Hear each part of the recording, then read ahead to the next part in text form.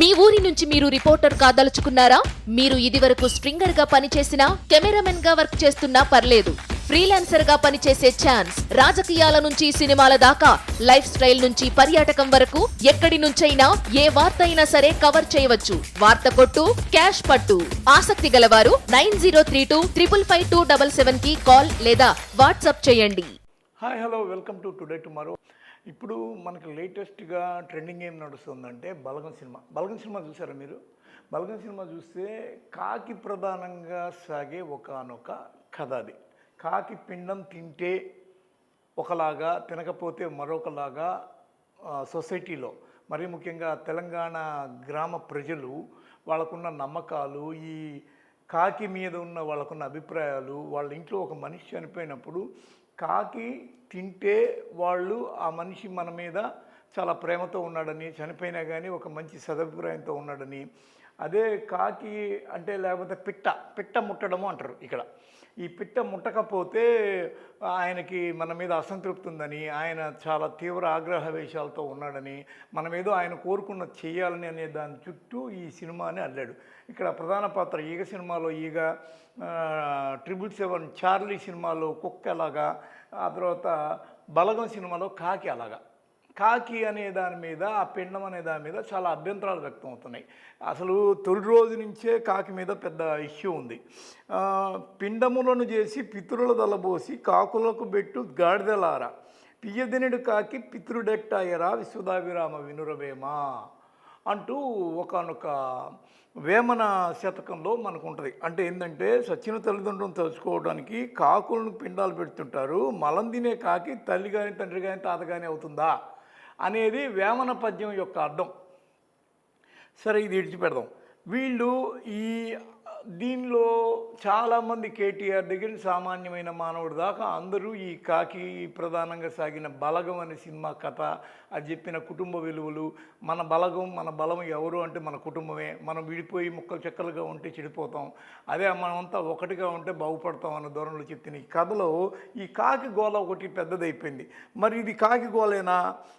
చాలామంది ఏమంటున్నారు అని చూస్తే, ఇది కాకి గోల కాదు, తెలంగాణ ప్రజల ఆత్మఘోష. దీంట్లో చాలా వరకు విషయాలున్నాయి. ఇది కాకి గోల కాదు, బతుకుల తండ్లాట. సాంస్కృతిక ఫాసిజంతో పోలిస్తే పిట్టకు ఇంత పెట్టడం, దండం పెట్టడం అవివేకము, అజ్ఞానము కాదు. అది ఒక పరంపర, శోకం, తెలంగాణ ఉత్సవం. ప్రతి ప్రాంతానికి ఆ ప్రాంత ప్రాణం అక్కడ ప్రజల కళారూపంలో ఉంటుంది. ఈ సినిమా బలం అక్కడ వందల ఏళ్లుగా ప్రజల జీవితాల్లో భాగమైన చిందు డక్కలి, బేడ బుడగ జంగాల, శారదకాండ్ల మౌఖిక గాథలు ఇలాంటివన్నీ చాలా ప్రధానంగా ఉన్నాయంటూ ఈ కాకి ప్రధానంగా సాగుతున్న విమర్శలకి, ఈ కాకి ప్రధానంగా సాగుతున్న వ్యవహారాలకి చెర్లు చెప్తూ డాక్టర్ గుర్రం సీతారాముడు గారు ఒక వివరణాత్మక వ్యాసం రాశారు.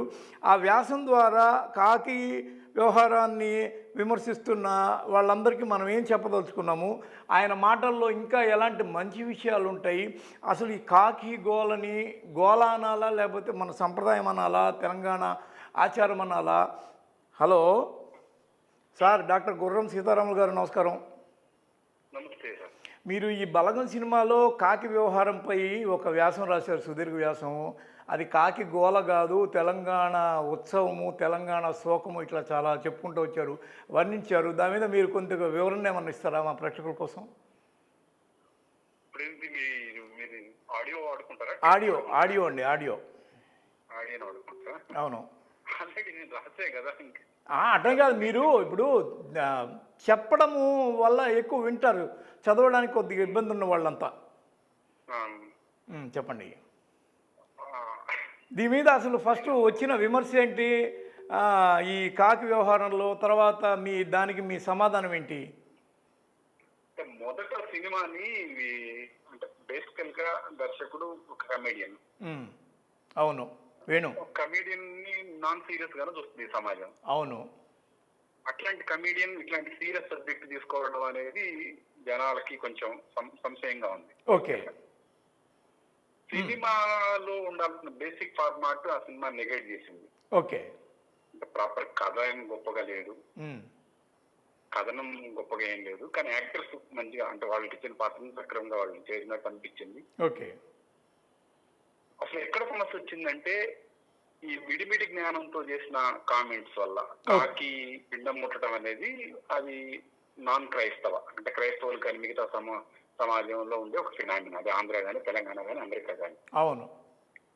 అయితే పక్షికి పెట్టుకోవడం అనేది ఒక చిన్న ఫార్మాలిటీ, 10 రోజుల పాటు వాళ్ళని తలుచుకొని పెట్టుకున్న ఫార్మాలిటీని ఓకే. ఈ సోషల్ మీడియాలో ఒక వికృతమైన రాతలు రాయడం మొదలు పెట్టారు. కాశీగోళ అని, లేకుంటే ఒక అటవికం లేదన్నమాట, ఒక ఏమంటారు దాన్ని, ఒక మూఢాచారం, ఈ మూఢాచారం పెంచేటట్టుగా ఉంది. కాకులు అంటే ఏదో వేమని ఎప్పుడు చెప్పిన ఆ విషయాన్ని అని చెప్పేసి కోట్ చేస్తూ ఆ సినిమాని చాలా మినిమైజ్ చేసే ప్రయత్నం చేశారు మొదట. తర్వాత ఆ సినిమా ఎందుకు ఒక థియేటర్ లో పెద్దగా డబ్బులు వచ్చినాయి రాలేదు నాకు తెలియదు, కానీ ఓటీటీలోకి వచ్చిన తర్వాత ఆ సినిమా ఒక ఫినామినన్ అయింది. బహుశా ఈ 50 ఏళ్లలో రచ్చబండ దగ్గర సినిమా వేసుకొని చూసిన ఉదంతాలు చాలా అరుదు. ఓకే. ఒక కమీడియన్ తీసిన సినిమా అట్లా రచ్చబండల దగ్గర ఆడడం అనేది ఒక తెలంగాణలో ఉన్న ఒక రకంగా మాబ్ సైకాలజీ ఉంటుంది. ఇక్కడ తెలంగాణలో భావోద్వేగాలు చాలా చాలా టిపికల్ గా ఉంటాయి. ఓకే.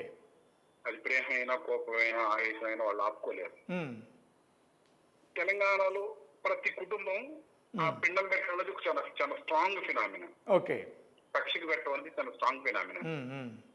బహుశా ఆధునీకరణ మూలంగా కుటుంబాలు విచ్ఛిన్నం కావడం, లేకుంటే పట్టణీకరణ మూలంగా గ్రామాల నుంచి పట్టణాలకు వెళ్ళి కుటుంబాలు విచ్ఛిన్నం అవ్వడం మూలంగానో ఏమో తెలియదు, కానీ ఈ సినిమాలో విడిపోయిన కుటుంబం ఒక దగ్గరకు వచ్చి పిట్టను పెట్టుకునే అంటే పక్షికి పెట్టుకునే క్రమంలో జరిగిన నాటకీయతని బాగా ఓన్ చేసుకున్నారు. ఓకే. ఇది ఆంధ్రాలో అంత పెద్దగా కనెక్ట్, కొద్ది మంది తప్ప ఆంధ్రాలో పెద్ద కనెక్ట్ కాలేదు. ఓకే. ఎందుకు కనెక్ట్ కాలేదంటే సీరియస్ గా చెప్తున్నాను, ఆంధ్ర మొదటి నుంచి మైగ్రేషన్ లో అంటే వలస అనేది వాళ్ళ బ్రతుకుల్లో ఉంది. అవును. ఆ తెలంగాణలో కూడా వాళ్ళ బ్రతుకుల్లో ఉంది, కానీ ఒక వలపోతుంటది. తను పుట్టిన ప్రాంతం పట్ల కానీ, తను పెరిగిన వ్యవహారం పట్ల కానీ, తన కుటుంబ సభ్యుల పట్ల కానీ ఒక వలపోతుంటది. ఈ రెండు తేడా నేను గమనించాను. ఓకే.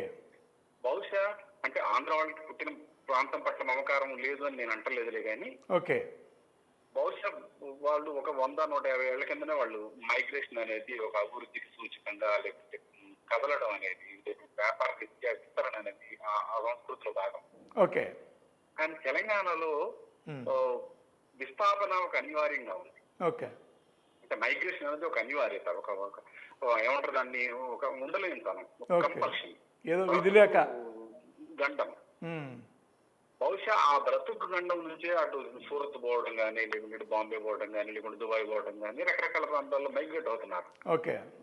ఈ ఓటీటీలు వచ్చిన తర్వాత అదే ఈ సినిమా ఓటీటీలో లేకుంటే ఆ దుబాయ్ లో ఉన్నవాడు చూసేవాడు కాదు. చూడు. అవును. అక్కడ చూసేవాడు కాదు. అవును. ఈ ఓటీటీ మాధ్యమం మూలంగా సినిమా ప్రతి ఇంట్లో చేతిలోకి వచ్చింది. అంటే అరిచేతిలో సినిమా వచ్చింది. చిన్న ట్యాబ్ పెట్టుకుంటున్నారు, ల్యాప్టాప్ కనెక్ట్ స్క్రీన్ వేసుకుంటున్నారు, సినిమా సక్సెస్ అయింది. అవును. ఈ సినిమాలో గొప్ప విలువలు ఉండి సక్సెస్ అవడం అయిందని నేను అనుకోను. ఓకే. టెక్నికల్ రీత్యా ప్రజలకు వచ్చిన సౌలభ్యం అనేది జనాలకు రీచ్ చేసింది అని నేను నమ్ముతున్నాను. ఓకే. ఇది నా ఫోకల్ పాయింట్. ఓకే. మీరు దీన్ని ఒక కాకి గోలగా కొట్టేస్తూ ముందు ఒక ఫీలర్ వదిలి ఆ తర్వాత చాలా పాజిటివ్గా రాసినట్టు కనిపించింది మీ సోషల్ మీడియా వాళ్ళ మీద. అంటే సోషల్ మీడియా అనేది ఒక రకంగా చెప్పాలంటే దానికి నియంత్రణ ఉండదు. ఓకే. జనాలందరూ మంచి అంటే ఒక ఊరందరిది ఒక మాట, ఉలిపిరి కట్టకు ఒక మాట లాగా కొంతమంది ఉలిపిరి కట్టల ధోరణులు ఉంటాయి సోషల్ మీడియాలో. ఓకే. ఇప్పటికి కూడా చాలా మంది ఆంధ్ర, రాయలసీమ నుంచి కొంచెం యుక్తిపరులు, తెలియగల వాళ్ళు, హేతువాదులుగా ఉన్న వాళ్ళు, లెఫ్టిస్టులు, వీళ్ళందరూ కూడా వాళ్ళంత క్రూడ్ మార్క్సిస్ట్ లేనప్పటికీ, క్రూడ్ మెటీరియలిస్ట్ లేనప్పటికీ కూడా ఏముంది ఇప్పుడు బయట జరుగుతున్న హింసతో పోల్చుకుంటే పిట్టకి గంట తిండి పెట్టడం ఏడు అశాస్త్రత ఏముంది అని మాట్లాడిన మాట అనేది ఈ సినిమాకి ఒక అడిషనల్ అడ్వాంటేజ్ అయింది. ఓకే. ఓకే. అంటే అందరూ యాక్సెప్ట్ చేశారని అంటారు. అంతే అంతే అంతే. కానీ చాలా గొప్పగా ఏమి కొందరు ఈ దళిత భోజన సంఘాల వాళ్ళు కావచ్చు, హేతువాదులు కావచ్చు, మీలాంటి విరసం రచయితలు కావచ్చు, వీళ్ళందరూ పెద్ద గొప్పగా దాన్ని అభివర్ణిస్తూ మనసుకు హత్తుకొని వర్క్ చేసినట్టు అనిపించలే. ఇప్పటికీ దానిలో అంత సెంటిమెంట్ ఉంది, అది వైదికాచారం, మనధర్మం, ఇలాంటి కొన్ని మీకు ఉంటాయి అభిప్రాయాలు. వాటి ప్రకారం వాటిని దూరం పెట్టినట్టే అనిపించింది. మీరేమంటారు? నాకేమనిపించిందంటే సమాజంలో ఒక ఆచారాన్ని వలసవాదం మనకిచ్చిన కళ్ళద్దాలతో చూడడం వేరు. ఓకే. ఒక క్రైస్తవుడు వాడి వెళ్ళి చర్చి దగ్గరికి వెళ్ళి అన్ని రకాల చెత్త విషయాలు వేస్తుంటాడు. ఓకే. ఇంట్లో వచ్చి ఆడవాళ్ళు ఒక బొట్టు పెట్టుకుంటుంటే బొట్టును వాడు విమర్శిస్తాడు. ఏం చేస్తాడు అంటే ఒక క్రైస్తవుడు వాడికి వలసవాదం ఇచ్చిన చైతన్యంతో సమాజాన్ని చూడడం మొదలు పెడతాడు. ఓకే. వాడి ఇంట్లో అన్ని రకాల పనికిమాలిన అశాస్త్రీయమైన పనులన్నీ వాడు చేసుకుంటాడు. ఓకే. ఒక స్త్రీ బొట్టు పెట్టుకుంటే బొట్టు అవసరమా లేకుంటే ఈ అవసరమా అని చెప్పేసి ఒక స్లీపింగ్ కామెంట్ చేస్తాడు. ఓకే. ఇది సమాజంలో ఉన్న సాంప్రదాయాలని చూడడం కోసం వలసవాదం మనకిచ్చిన కళ్ళద్దాలతో చూడడానికి భావించవచ్చు. ఓకే. మరి వలసవాదపు కళ్ళద్దాలు, ఒరిజినల్ కళ్ళద్దాలు వేరువేరుగా ఎలా ఉంటాయి? అంటే వాడు క్రైస్తవుడు కాకుండా వాడు ఇక్కడ ఏ మార్క్సిస్ట్ ద్వారంలోనో లేకుంటే ఏ హేతువా ద్వారంతో ఎవాల్వ్ అయ్యేవాడైతే ఓకే వాడు బొట్టు దగ్గర ఆగడు. ఓకే. ఇంకా సమస్త విషయాలు చెప్తుంటాడు. ఓకే. ఒక స్త్రీ అలంకరణ కోసం పెట్టుకునే విషయాల మీద వాడు కామెంట్ చేయడు. ఓకే. స్త్రీ ఇష్టం, గాజులు వేసుకుంటది, బొట్టు పెట్టుకుంటది, ఇంకేదైనా చేసుకుంటది. ఓకే. చీర ఏ రకంగా పెట్టుకుంటది. ఇది భౌతికమైన వ్యవహారం కాదు అంటారు మీరు? అంతే అంతే. ఇది మానసికమైంది. అభ్యుదయం అన్నా హేతువాదం అన్నా మానసికమైంది. నువ్వెవడు నీకున్న మార్క్సిస్ట్ చైతన్యం దీనికోసం ఉందా?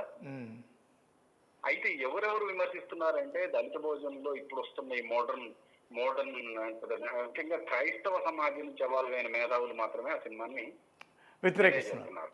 మిగిలిన అందరూ దీన్ని అలౌ చేస్తున్నారు. ఒక ఎంపథెటిక్ గా ఉన్నారు సినిమా పట్ల. ఓకే, బాగానే ఉన్నారు. అభిప్రాయ భేదాలు ఏం లేవు. ఓకే. ఇవే మీ ఫైనల్ కామెంట్ ఇదేనా అదే మీద? అంటే నాకు ఆ సినిమానే కాదు, మనిషి భావోద్వేగాల చుట్టూ అల్లబడిన ఏ కథనమైనా, ఏ ఆర్ట్ ఫామ్ అయినా, you take it short story, you take it novel, you take it film or నాటకం. ఓకే. ఇప్పుడు పడమటి గాలి నాటకం ఉంది. ఓకే. ఒక 1000 సార్లు ఆ నాటకాన్ని ప్రదర్శించారు. బహుశా కన్యాశుల్కం తర్వాత 1000 సార్లు ఊళ్ళల్లో నాటకం వేసిన నాటకం కన్యాశుల్కం. సార్ 100 ప్రదర్శనలు వేస్తారు, 100 గంట పైనే. అది బాంబేలో, ఢిల్లీలో, రకరకాల ప్రాంతాల్లో ఎన్నో వందల ప్రదర్శన జరిగింది కన్యాశుల్కం. ఓకే. ఎందుకు కన్యాశుల్కం పడమటి గాలి ఎందుకు అంత హిట్ అయిందంటే అప్పుడు ఘాటు ఒప్పందాలు లేకుంటే ఈ పారిశ్రామికరణ మూలంగా విచ్ఛిన్నమవుతున్న వ్యవసాయం, వీటన్నిటి చుట్టూ ఆ నాటకం జరిగింది. ఓకే. చిన్న కుటుంబాలు విచ్ఛిన్నం కావటం, వ్యవసాయం ఒక సేద్యం అనేది ఒక దివండగా మారడం, ఇవన్నీ ప్రజలు ఊహం చేసుకున్నారు. ఓకే. హాయ్ ఫ్రెండ్స్, మా టుడే టుమారో యూట్యూబ్ ఛానల్ చూస్తున్నందుకు చాలా థ్యాంక్స్. మరిన్ని లేటెస్ట్ వీడియోస్ కోసం వెంటనే సబ్స్క్రైబ్ చేయండి. అలాగే ఈ బెల్ ని కూడా రింగ్ చేసేయండి. మా నోటిఫికేషన్స్ అన్ని మీ మొబైల్లో వస్తాయి. అలాగే మా వీడియోస్ మీకు నచ్చితే లైక్ చేయండి, షేర్ చేయండి, నచ్చకపోతే కామెంట్ చేయండి.